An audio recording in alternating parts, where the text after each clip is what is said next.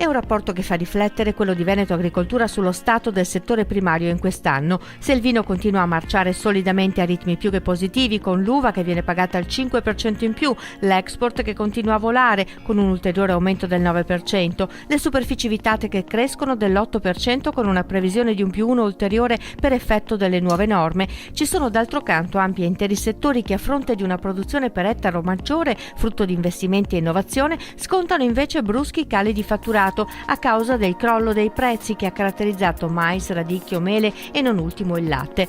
È la fotografia di un'agricoltura che sta cambiando a favore di aziende medio-grandi che progressivamente si popolano anche di giovani e cercano margini di guadagno investendo nell'innovazione e nella trasformazione di prodotti. Sì, l'agricoltura si sta trasformando.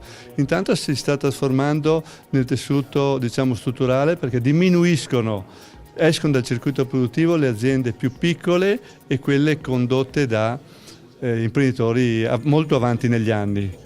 Sono stati fatti degli investimenti col programma di sviluppo rurale regionale molto importanti per favorire l'inserimento dei giovani in agricoltura, quindi questi risultati ci sono, tangibili anche nei numeri. Sono innanzitutto dei ragazzi che hanno studiato, quindi diplomati, laureati, conducono aziende più grandi e intraprendono strade diverse che avvicinano l'azienda molto più alla trasformazione e al contatto diretto con il consumatore. Il nodo da risolvere riguarda quindi il reddito, con i prezzi che scendono anche nel settore zootecnico e del latte. Quello che doveva essere l'anno della riscossa si è rivelato l'ennesimo anno difficile per gli agricoltori, anche se il 2017, per latte e radicchio almeno, sembra partito in maniera più positiva. Cosa è successo al radicchio che ha avuto un tracollo vero e proprio?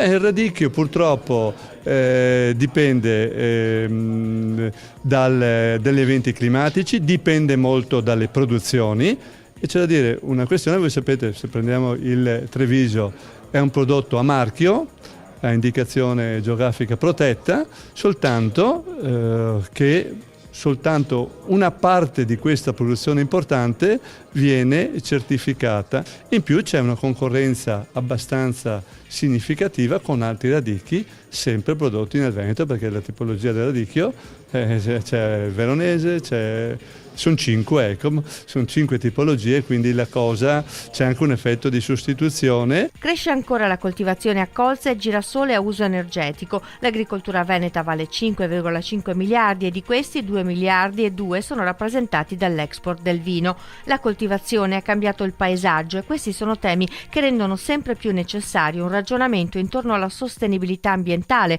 di questi cambiamenti. Stiamo già sviluppando delle iniziative di ricerca, non da soli, tra l'altro con l'università, con altri istituti di ricerca, per rendere il più sostenibile possibile questa coltivazione, sostenibile sia dal punto di vista di trattamenti che oggettivamente ci sono, ma anche in termini paesaggistici e di ambiente in senso generale. Un dato strabiliante è quello sull'occupazione. In agricoltura i voucher sono stati usati a proposito, ma la tendenza ora è a favorire le assunzioni a tempo determinato con un +18% di assunti.